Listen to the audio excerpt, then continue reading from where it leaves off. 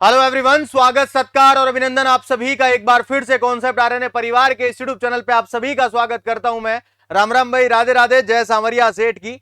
आप सभी बच्चों के लिए जो खुशखबरी जो राजस्थान सरकार के द्वारा दी गई थी, ये दी गई है, जिसके अंतर्गत 19,000 पदों पर भर्तियां, कितने पदों पर? 19,000 पदों पर, जिसके अंतर्गत 12,000 पदों पर जो भर्ती है ये तो होगी भैया नर्सिंग ऑफिसर की। इसी के साथ, सॉरी फॉर दैट, 7,000 जो भर्ती है ये होने वाली है भैया ANM, ऑक्सिलरी नर्स मिडवाइफ, होने वाली है। बोले बिल्कुल होने वाली है सर।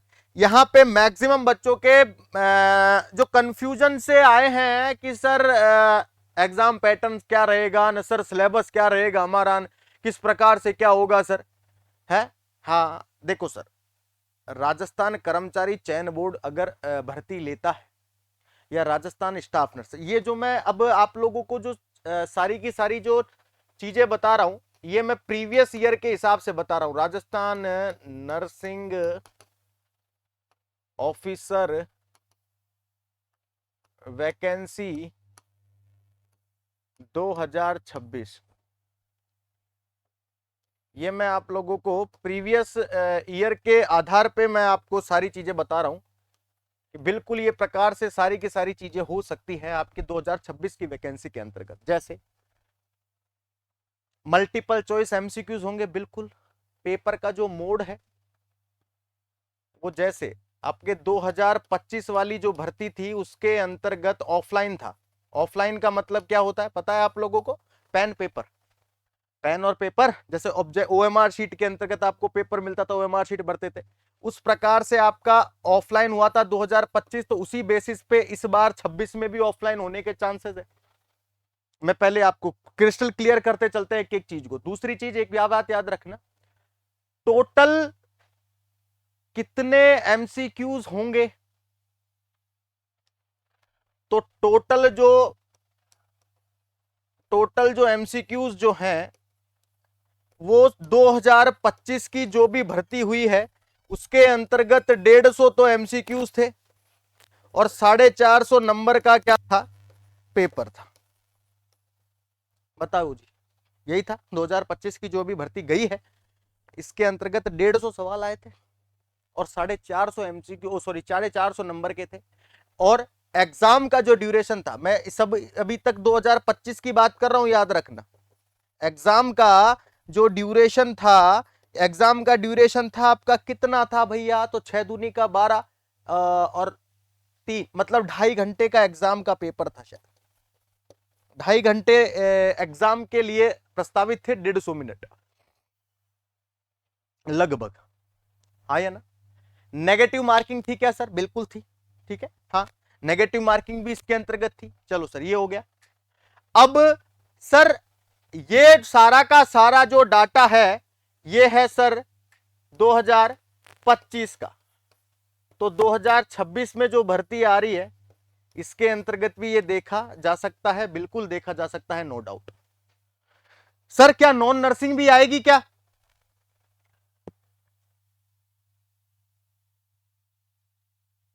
सर क्या नॉन नर्सिंग भी आएगी क्या? बिल्कुल। अब मैं अगर आप लोगों को सब्जेक्ट वाइज अगर कुछ चीजें बताने का प्रयास करूं, तो सबसे पहले याद रखना, नर्सिंग, जैसे जो चीज हम पढ़ते हैं सर, नर्सिंग से प्रोफेशनल से रिलेटेड जो चीजें होती है, नर्सिंग पहले नंबर पे आ जाएगा आप लोगों के। नर्सिंग, सर नर्सिंग के कितने सवाल? बोले लगभग 150। अगर 150 सवाल आते हैं तो लगभग, अगर 150 एमसीक्यूज आएंगे तो उसमें से 90 एमसीक्यूज आपके नर्सिंग के होंगे, और एक एमसीक्यू 3 नंबर का 270 मार्क्स आपके किसके होते हैं? ये होते हैं आपके नर्सिंग के सर।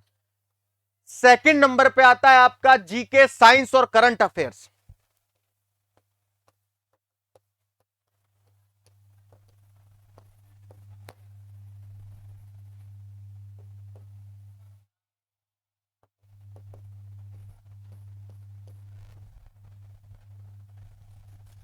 सर इसके कितने सवाल प्रस्तावित हैं? 15 एमसीक्यूज। कितने नंबर के? 45 नंबर के।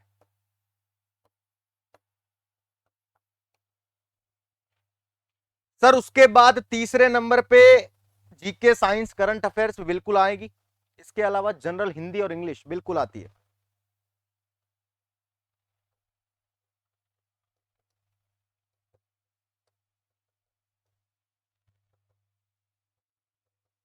इसके भी वही 15 एमसीक्यूज, 45 मार्क्स के। चौथे नंबर पे लिख लेना एनएचएम, जिसके अंतर्गत आरएमएनसीएचए जोड़ा गया था 2025 की भर्ती में।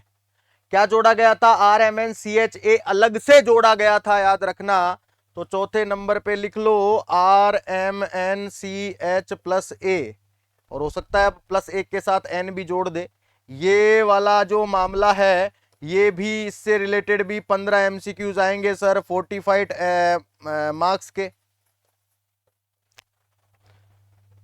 अब सर सारा का सारा बोले नर्सिंग का तो ठीक है, ये नॉन नर्सिंग का। और अभी तो क्या बच गया सर? कंप्यूटर बच गया भाई। क्या बच गया भैया? अरे अभी बच गया आप लोगों के कंप्यूटर। तो इधर कर दो इसको थोड़ा सा। 5वें नंबर पे बच गया आप लोगों के कंप्यूटर। कंप्यूटर के 15 सवाल, 45 नंबर के। कंप्यूटर के 15 सवाल, 45 नंबर के। ये वाला जो मामला टोटल देखेंगे हम लोग तो 150 एमसीक्यूज हो जाते हैं, 450 क्या हो जाते हैं सर? मार्क्स हो जाते हैं। टोटल करके देख लेना। इस बेसिस पे 2025 की भर्ती हुई थी, तो चांस ये है हो सकता है आपकी 2026 की जो भर्ती है वो भी इसी बेसिस पे हो जाए। मतलब कि नॉन नर्सिंग का आना तय है और नर्सिंग प्रोफेशन का आना तय है। नर्सिंग प्रोफेशन तो आएगी ही आएगी। तो ये याद रखना आप सभी बच्चे।